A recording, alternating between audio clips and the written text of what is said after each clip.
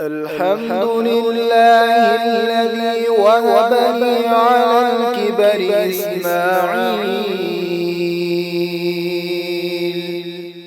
إسماعيل وإسحاق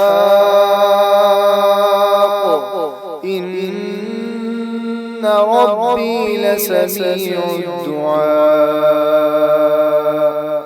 رب اجعلني مقيم الصلاة ومن ذريتي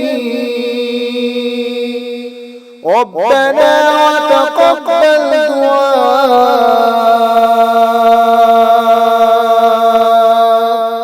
ربنا اغفر لي ولوالدي